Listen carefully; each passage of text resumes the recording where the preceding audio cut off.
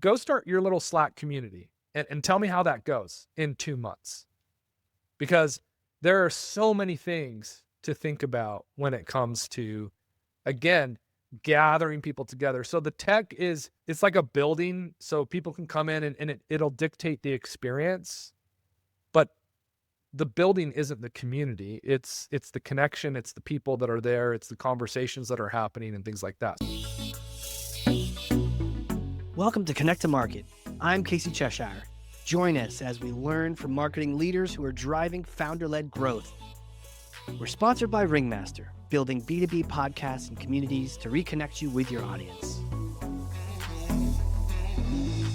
Here we go. Oh my goodness, we hit the button and we are going. Man, this thing is about to catch on fire. So grab your fire extinguishers. And if you don't know where they are, consider this your reminder, your friendly Casey reminder to go figure out where it is, because you're going to need it for this episode and hopefully not anything else. All right, who's my guest today? Well, you've seen him. If you're in the community, if you're in the Connect to Market community, he is a co-host with me. He is the community whisperer, and I'm excited to have him on here and learn from him, crack that brain open and just start eating those brains and learning from this guy. But who is he? Who is he, Casey? Well, let me tell you about it. So first of all, he is a serial entrepreneur. He's a chief community officer, and he's a connection chemist, community builder, the ultimate community builder. And he has created over 40 communities. He's even sold some. And your beloved moderator of the Connect to Market community, founder of Bridgio, Paul Jones. Welcome to the show, sir. Wow. Thanks, Casey. Good to be here. I'm very excited. I love this whole podcast series. The guests you've had on so far have been amazing. I think this is a really cool movement and a really good paradigm shift that's needed today, right now. All right. Well, you know what? Let me go ahead and put on the giant foam finger and ask you the question, Paul. The number one. What is the number one thing that marketers need to do in order to connect to their market? Connect to your market. So yeah, the number one thing is, I think you can't go to market anymore. So you look on LinkedIn, everything is go to market.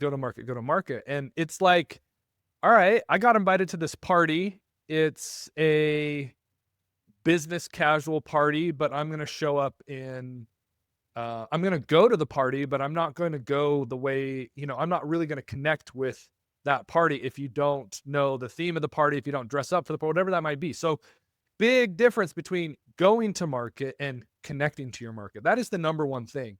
And oftentimes what I see from building communities for companies, how often people they're in the market. They've went to the market. They're there, but they aren't connecting with the market. Big difference. Yeah. In fact, I'm thinking about one client right now. We built them a community.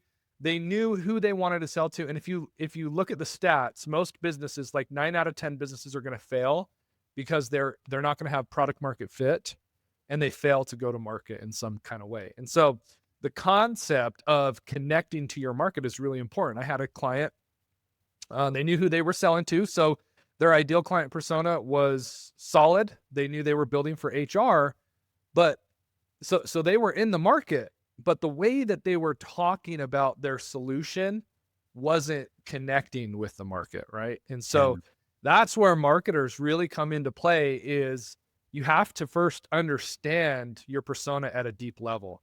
And I think it's not understand the pain that we solve.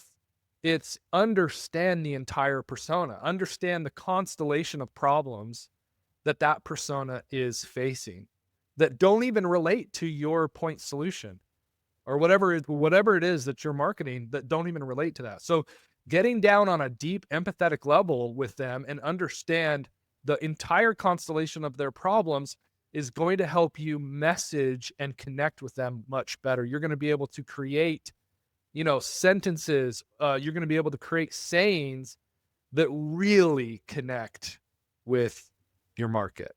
Another quick story. So I was part of a SaaS. Yeah, I was part of a SaaS dental software company, and we hired this really great marketer. And for the first 6 months, he spent interviewing the founders, interviewing employees, and interviewing customers. And we were going to conferences and shows a lot. And he had come up with this whole like messaging architecture. And we had I remember going to a show and I was wearing a shirt that said, "Dentists are people too." And Yeah. I mean, that right there connected so hard with the market that people were coming to our booth like, "Hey, how can I get one of these shirts?" They were loving it. They felt when you connect with your market, your ICP is going to feel seen by you, seen, heard, and respected by you. So we had just lines of people wanting these shirts because so often you go to the dentist and they're just, people hate going to them. Yeah. They feel like they want to cause them pain. They're like, "No, I am a person," right? And that is what had come out of that research. So long-winded way of answering. There's a big difference between going to your market and then connecting with your market. You know, the imagery of going to a toga party dressed in a Hawaiian shirt, right? There you go. But you know what? You can, anyone who's gone to a networking event has probably experienced this in real time, in real life. Just going into a room of people chatting, you could literally stand in the corner and not talk to anyone. Now, maybe you or I might come over and be like, "Hey, how's it going? You know, why is this person standing all by themselves?" So maybe someone will come say hi, but not necessarily. And so you could be in that room. Hey, I went to that networking event and you could have met no one. So like the ability to just, proximity won't do it, right? Proximity just doesn't cut it. It's kind of like that old fallacy of if you build it, they will come. Yeah, maybe not. Maybe not. Yeah. It's not a mythical baseball field, you know? Yeah. Often they don't come. And plus you don't have angels helping you out. No, you don't. Or whatever those baseball players were. Yeah. Maybe I'm mixing up Angels in the Outfield too. That was a good movie. Yeah, that was a good movie. Kid, you got an angel out there. Good one, man. So, but what does it take? What does it take to do that? To shift from going to connecting? You know, how do I start connecting when I get there? Well, yeah, totally. And I think that for a founder, this is where things get hard. I can think about one of the first business that I ever built was a paddleboarding business. And I was coming off of just river guiding in Jackson, Wyoming. And so I took a lot of that idea. We moved to Omaha, Nebraska, and I was out. We had no money. So I bought this $50 windsurfing surfboard and I was using kayak paddles and I just wanted a paddleboard. It was a new thing. It was just coming on the scene and the Midwest didn't really know about it. And I was out on a lake paddling, standing up, and cars were just like screeching, pulling over, like Jesus walking on water almost, like never seen this before. Okay. And that's when I was like, oh, there's something here. There's something that maybe I can, start a paddleboarding business. And so that's what I ended up doing. And when I got really excited about it. And so I built the business model, and the business model was, okay, we're going to paddleboard rivers because I love rivers. And so this is how this is going to work. You're going to show up at the top of the river. We're going to get on paddleboards. We're going to float down the river and we're going to pick you up and then take you back up. And luckily for me, I had made acquaintances with someone that was teaching at the local university business school. And she's like, "Paul, you really need a business model or a business plan. You really need a business plan. Let me give you the outline." So she gave me the outline and she asked me a whole bunch of questions. And what was interesting is what I thought the business should be. After going through the business plan, it was like, this isn't going to work. I'm going to have to buy a van. I'm going to have to pay someone to sit in that van. I'm going to have to transport people and have insurance for it. So all of a sudden my costs went considerably up. And so I had to switch the model. So I changed the model, and the model became, you meet us at the lake. So now I don't have to transport anybody. We teach you how to do it. We go out on it. We take you on a little tour and then we bring you back. And that worked, like the numbers worked. So from a business model perspective, what I thought I wanted to build turned out to not, it was the same theme, but it turned out to be something nearly completely differently. And it was all dictated by, profitability and the numbers and all of that. So I think that going to market is very similar. A lot of times we think we put the product first, or we put the idea first. We think it's going to be the solution without having spent a lot of time with our ideal persona. At this point, I've built 45 different communities for companies. And I would say more often than not, either the ICP is the ideal client persona is wrong, or the messaging is totally wrong, and totally off. And so I think that rather than thinking about the solution first, you as a founder or as a marketer have to spend, you gotta fly in, parachute down behind enemy lines, and you have to spend time there first. And by doing that, I think that your connect to market model is going to change and it's going to morph. And the thing is, I have a few communities. We started doing this in 2020, but I have a few communities we're still building today. And what we're Wow. finding is that the messaging is constantly changing, constantly. So it's not like you go to market and then connect with your market and then bounce and then scale. It is that this constant, you have to have constant presence, not just presence in the market, but conversations in your market, and having conversations with your personas and understanding how they're looking at everything. So I think that's one is Yeah. just, is it a persona problem? Are you in the wrong? Are you going to fail because you don't have product market fit? Because are you selling to the wrong customer? But then number two, is your messaging wrong? Is what you're saying to them not hitting, not resonating with them? And I think the only way to get resonance is to spend time in your market. And really what that looks like, there's a million different things that can, how that can manifest itself. You can start a podcast, use Yeah. Ringmaster, start a podcast. That's a great way to have deep conversations with people. You can start a community, start building a community. You can start building roundtables, whatever you can do to bring your customer to the table to have real conversations with them is going to yield, massive dividends down the road and save you a ton of time and effort. Let's talk about one of your favorite ways to connect, one of your favorite ways to spend time. Tell me about these roundtables. Well, this is, so I guess here's the backstory. Yeah. I was facilitating a lot of executive networking events. Sure. And it was always really fun. I liked doing it in person. I remember thinking, oh man, I could take this to conferences, because I was going to all these conferences and there were a lot of entrepreneurial conferences like SaaStr and stuff. And we would listen to these great speeches and speakers talking about how successful they were. But I was getting the most value from connecting with other entrepreneurs around me and chatting with them about what the current market conditions were and things like that. And so I always felt that events could be way better, rather than just sage on stage type stuff. But how do we create real connection?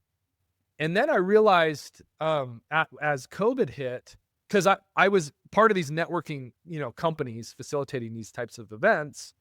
And I was looking at the churn on the back end, and a lot of people were churning out. And when they would churn out, they would say, I love the events, I love the experience, but I'm not talking to the people that I want to be talking to. Right. I'm not talking to my customer.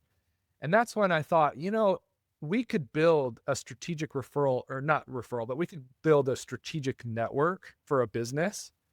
And one of the, obviously challenges in Connect to Market is you're building all these relationships. How are you going to maintain those relationships? Right. Right. Dunbar's number is 150. Can you explain that? Yeah. So, really great, social psychologist looked at how many relationships we can actually maintain. Like, how many people can you maintain a relationship with? And And you're obviously going to have, your family is going to be deeper. There's depth to different things, but in terms of the number of relationships you can manage, 150 is roughly the number, right? So when you are a founder or when you are a marketer, you're going to be having way more relationships than that to maintain. And so it's going to be difficult for you to have one-to-one conversations. So we have to be able to figure out a way to provide more value to them aside from some, paywall and consuming content like that. Yeah. That is so far away from Connect. And so what do we do? Well, the answer to that is build a community, build roundtables, create spaces for conversations to happen. I like to focus in on create spaces where you can discuss where the sidewalk ends, right? AI can only take us to what we know, but where do we go for new ideas? Where do we go for new perspectives, new awareness? And it's going to be through social learning. It's going to be through social learning theory, the mutual engagement and uncertainty, coming to the table and saying, I'm uncertain about these things. What could be the variables that lead to possible solutions? How do we expand our awareness? And the best way to do that is in a social setting. So Yeah. I like to create experiences where learning is happening socially amongst each other, and it's a unique experience. And that to me is really what community is community is learning from others and helping others. So coming to a table and offering even a different perspective. Again, you're not offering an answer because a lot of times there is no answer yet. So being able to explore and again, increase your awareness. And so I think that building a community is one of the best ways to connect to your market, because one of the things that it is inherent with managing and building a community is, okay, conversations are going to happen, but what are the conversations going to be? Right. The conversations are going to be, hey, what's everyone using AI for these days? Right? And so there's a great book, Influencer, amazing book. It talks about influencing the masses, how to get, behavior change at scale. And one of the keys is this idea of positive deviance. So whenever you have a behavior that you need to change, or that people are changing, whatever's changing in their lives, if you look at an end value of people, there's going to be a small percentage of them that are doing something differently than everybody else, and they're getting positive results. And this is why we've been so successful as a human species.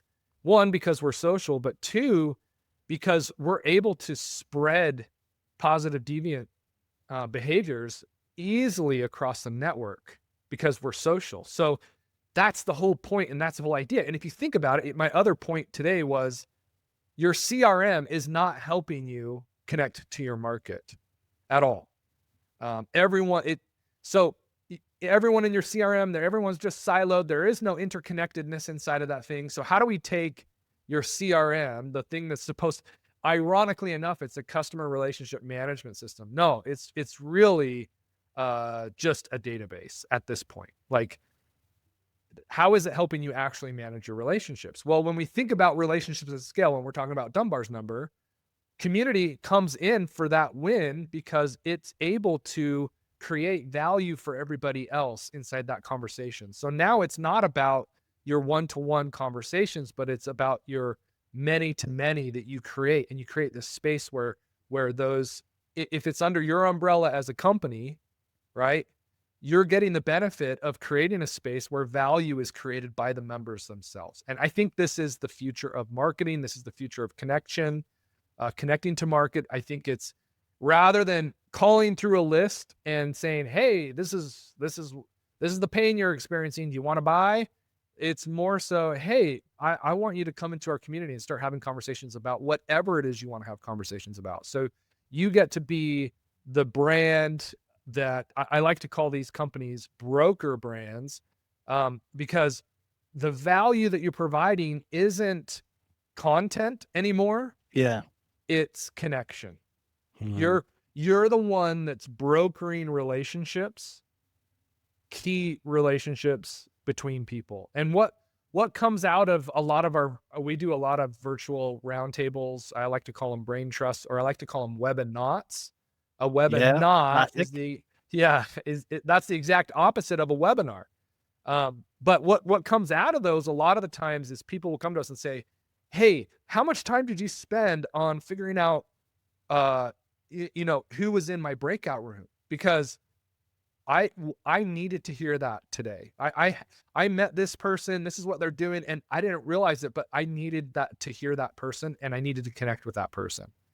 And it's random at this point, but that's like that architecting serendipity between people Mhm. and that's the connection chemistry of building these types of community events that are driven by social learning, is that your ICP comes out of that just by gathering your ideal client personas together, the right ones together. It's like taking two molecules that are very attracted to each other, hydrogen and oxygen, right? You put those in a little confined space and boop, you're going to get H2O. That's just what happens. So when you start playing connection chemistry as a brand and you start to shift your thinking from, I need content consumption, to I want to broker, who do I want to broker relationships between? Then I think it becomes really fun, because now it's all about bringing these folks together, creating connection with them. That becomes your value, the value that you're delivering as a marketer. And then you get to learn so much from what's happening inside of that whole motion. And it's powerful, and I love it because you're passionate about this, and we both love connection. But the word community, it gets used a lot, and I know I've used community, roundtable. Uh, are this can you kind of clear up this cloud? Does everything count in community? I know a lot of people, you Yeah. say, "Oh, I'm creating a community." What are you doing? What? Yeah. Good question. Uh, it is overused. It's something I think about a lot, right? Because Yeah. all right, community is what? It's your local community. That's what we are going to think about. We're going to think Yep. about the YMCA, Yeah. like that's old school. Right. Um, Today, community is a big Slack channel that you're managing. Right. That could be considered a community. You're in Canada, going down to the Legion Yeah, over absolutely. And back then, there's a, I forget what it's called. Oh yeah, on Netflix, Join or Die. Join or Die on Netflix, huh? It's a great documentary about essentially what Putnam was describing in Bowling Alone. But basically in Bowling Alone, it was that all of our innovation was driven and has been driven by our connection with each other. So Mm. Steve Jobs and Woz met at a computer club, and then you get Apple, right? So, and there's countless examples like that. And so I think all of these things are pockets of community. And that's why it becomes so hard to really know, a lot of brands, a lot of big brands are getting into community, building these big Slack channels or Discord channels or whatever it might be. And that's, you're talking about thousands upon thousands and thousands of people. But at the end of the day, I think that the best way to define community is that it's gathering people together, and the people are what bring the value and give the value to each other. So they're the ones that bring the resources, and you're just creating space where the connection can happen, where the community and connection cannot be separated. They have to be together. So Got it. creating the space where community and connection happen and occur, and it can be done a million different ways. And that's why it's such a broad term right now. And I think, it's probably overused. I think we should probably come up with more descriptive words that describe certain types of different communities. You could argue a club is a community for sure. Yeah. All the way over to a Slack channel. So it is really, really diverse. And to your point, a roundtable is a roundtable a community. I think you have to do some things to enhance that. Again, you've got to create that connection. So how do you create people continuing conversations rather than just coming around a table, having a discussion, then leaving? How do we create more connection element inside of that? And that's really how you transform something into a community. A lot of what we've done and a lot of what we do is we call it building a community, but honestly, it takes a long time before you get to that community stage where, again, people are bringing resources in, and they're creating connection inside of it. Aside from that, it's just events, Yeah. right? Yeah, right. Just like you could be in a networking room and not actually connect, you could create what you think is a community, but it really is just, a mechanism. Let's talk tech, because I know you're really passionate about this. One of the first things I asked you, and what almost everyone asks me when I also share, this message about community, they go, "What platform is this on?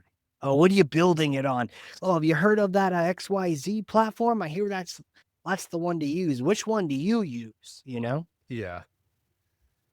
Oh man, where do we start? For those only listening, I think I saw like 9 eye rolls in the last half a second from that question, because it sounds like you've gotten that question a lot too. Well, I think that people, how do I bring this in? So a group that I built, a brain trust I built was a group of CMOs, and we met for like 2 years, Nice. once a month. And I remember asking them, what's the future of marketing? And they all said community. But I had also built a community of community managers, and they were meeting once a month. And all the community managers that were reporting to their marketers just hated it because the marketers were chomping at the bit to start sending white papers and start generating MQLs from the community. And if you talk to a community manager, I love talking to them because they understand their job is to create connection, right? Yeah. So all of that to say is, I think that most people don't understand what community actually is. And so they look at the tech and they think that the tech is the community, or that the tech is going to bring the community together. And that is simply not true. Like, okay, go start a Slack channel, and everyone thinks it's easy. Go start your little Slack community and tell me how that goes in 2 months. Because there are so many things to think about when it comes to, again, gathering people together. So the tech is it's like a building, so people can come in and it'll dictate the experience. But the building isn't the community. It's the connection, it's the people that are there, it's the conversations that are happening and things like that. So that's what's more important. But from a tech perspective, that's another thing that's really hard too, is if you look at like community numbers and things like that, like, so traditional community, and I'm talking about the Slack, I said traditional, that's not traditional. New age community, Slack, Discord, et cetera, et cetera, et cetera. You're going to get like, you're going to have a lot of lurkers. Most of the people inside your community are going to be lurkers. And then there's going to be a few that are contributors. And that's generally like 2 to 5%. You're crushing it if you're 5%. 2% is like mostly where you're at. So if you're looking at 2%, most of the content being generated by your community is going to be from this 2% of people. In order to get enough content to make the community interesting, you're going to have a shit ton of people in there, right? And Right. so these texts, all these different text things, like it's not as easy as building a building. And then it goes back to our angels, or our you build it, they will come. Right.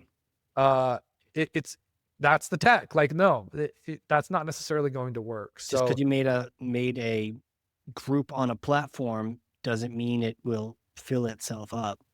right. Right. Yeah. And we want to believe that's true. And it's often, and like for me, I like to ideate. So I get really excited about thinking about what could be built. Yeah. And just over the years, I've just had to learn over and over and over again that my initial thoughts are wrong. Yeah. Use that energy to then connect to market and then shape and figure out what it is it's going to be. But it's going to take It's going to take some time. And, messaging inside of your market, that just takes time. But you're doing yourself a disservice if you're not spending the time in the places where your ideal persona is at and actually getting in and having conversations. It would be, you use an example of going to a networking event, right? And standing by the wall. Just because of proximity doesn't mean you're going to get value. I would also say when you're at the tables and you're networking, right? Yeah. A lot of people think that networking is just puking up their value prop to everybody. Wait, it's not? Yeah, right. That's why networking is kind of gross. Hi, I'm Casey. I make podcasts. Right. Hey. Yeah, cool. Thanks, Casey. I'm gonna go get a drink. Nice meeting you. Yeah. You want to be able to, it goes back to How to Win Friends and Influence People, Carnegie. Be interested in them. Yeah. Jordan Peterson said, people are infinitely interesting. So coming in with a curious mindset and just asking the questions and being curious, I think goes a long way. And most people don't do that. People are interesting, but if we ask the wrong question, they're not. Or if we aren't curious, like that'll fill itself up. Before we get into that, I just remember that on the tech question, I just remember you saying like, don't even worry about the tech. In fact, don't do it too soon. Oh yeah. That'll kill the community even. Yeah. And wait a little bit. Oh, okay. Yes. I have a good example of this. Yeah. So when we first initially start building, it's just Zoom meetings. That's it. Yeah. And what's interesting is all the communities I've ever built, the participants inside the community will inevitably say to my client, we want a way to stay in touch with people in between events. And this is like Ford's quote, if I had asked people what they wanted, they would have said a faster horse. Yeah. Right. Yeah. So what I found when I was first doing this in the beginning, it was like, oh, sweet. Let's spin up a Slack. Let's spin up a Discord. Let's spin up Heartbeat, Circle, whatever it is. And let's spin up a LinkedIn group. And so we would do it. We would do what they wanted. And then crickets. No one uses it. Nobody freaking uses it. Nobody uses the faster horse. Nope. Yeah. And so what are they actually asking for? Right. What is it that they actually need? What is it that they are trying to express? And so that's why I say you don't like, I'm going to build a community. And so then you go and you build some tech and like, there's so much there. Like oftentimes I remember the first, Slack that I ever built, it had like 15 channels in it. Yeah. And I got people in there and then they were immediately overwhelmed, didn't know what to do, didn't know what the conversations were. So like I totally killed it because I over-engineered it. And I just was like, oh, this channel would be fun. Oh, this channel would be fun, right? And so when you go into that asynchronous world, you have to take it really slow. And you should have already spent a lot of time on phone calls, at least 150 plus phone calls with the people you want to build a community with. So I don't know if that answers your question, but that's why I say don't ever start with the tech. Start low tech, do things that don't scale. We kind of know these ideas. Just make sure that you're spending your time understanding that persona. And what do I mean by that, dude? Lately, that's changed a lot for me because I've been testing this fractional. I built a fractional community 4 years ago. Yeah, with a client. Yeah, that's how we met. That's right. Yeah. You were always. I was always bummed when you weren't on the calls. Right, because I was slightly irreverent and interactive. Yeah, you were irreverent. You were interacted. You got the party started. You were always just talking trash in the chat, saying goofy shit, right? Yeah, it was fun, dude. It was really fun. I'm like, well, this guy's pretty cool. He's not instantly like blocking me from the group, so I guess I'll just keep being me, Yeah, I liked it. I always liked it. It was fun. I think you probably came to what, like 12? Yeah, a bunch. It was good. Bunch. It was one of those things where, and So for our own communities that we're creating together now, like I can relate, it's on the calendar, you want to go, and then, or sometimes well, you're like, sort of neutral to it. If something has to step on it, it steps on it. Yep. But if nothing was there, I'd go, and I never regretted going. Right. Yeah. Yeah. Um, and it got to the point where after I went to enough of them, I was like, no, this is actually pretty good. But early on, I'm like, I don't know what to expect, but I'm gonna go. And I always ended up having some kind of cool connections with other people and a bunch of LinkedIn messages happening, and some fun in the process.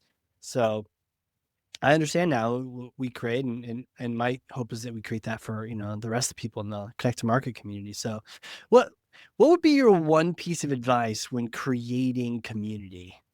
Because I know we're running out of time, but if I were to ask you this, like terrible question, because like how do you boil it all down into one thing? Like, what do you think you would say? I honestly, I think that the best, it's just the mindset of, I want to spend my time here. Hmm. I enjoy the conversations. I'm thinking about one client in particular right now. They're big, but the founder knows so many of people that aren't even using his service by name. It's because he thoroughly enjoys spending time and having discussions with his ICP. Yeah. Like, Wow. yeah, and when I compare them across all my clients, they are doing so well because they're not just looking at the list of community that we're building for them. They know that list of people by name. They've had conversations with them. They're tracking their attendance. They're reaching out. They are truly trying to give value first. And that's what I would say in summary is give value. It's the go-giver mindset, right? Give value first and really enjoy spending time with those folks. Yeah. And that's going to have its own cycle. I was going to say earlier, when you're dealing with a persona and you're doing these phone calls and you're actually connecting with your market, you're going to go through phases. Initially, it's really exciting. You're in discovery mode. You're learning a lot. You're making a lot of great connections. And then over time, the dust is going to settle and you're going to start to understand what you dislike about this persona. Like you just want to shake their heads and be like, knock this off, like I hate. So you're going to feel frustration. You're going to feel a little resentment. And so that's you coming into complexity with things you don't understand with that persona. And maybe there's more learning that needs to take place between you and what they're doing. And then beyond that complexity is the simplicity. It's like, oh, okay, I now truly deeply understand this persona, what makes them complex, and now I can be on the other side of that and just be who we're going to be, right? And Yeah. I think most businesses, because they aren't spending that time connecting to their market and being really curious about them, they're gonna come with their little point solution and like, this is our pain statement. And then they're going to bounce off the complexity of the entire constellation of that persona. And they're never going to make it through to the other side where it just becomes a simple message to people or whatever that might be. So I think that, yeah, curiosity and having a giving mindset first and just enjoying, like I was going to start a business. This isn't, I don't mean to throw shade on, there's certain people that you don't necessarily want to sell to. And I was going to start something where I was selling a product to HR. And I was like, after a few conversations, I'm like, I just don't enjoy, the conversation. Like it's not giving me energy, Yeah, and maybe it's someone else it does, but same Oh, thing, totally. Yeah. same thing with attorneys, when you spend more updating your agreement with their revisions than, on the attorney fees than you do on what you get from them. Maybe you don't work with attorneys either, but yeah, And some people are going to freaking love that, but some right? people will love it. Yeah.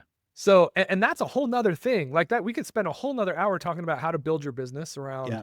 people that are energized by interacting with that type of ICP. I think that's something we don't even really consider, Sure.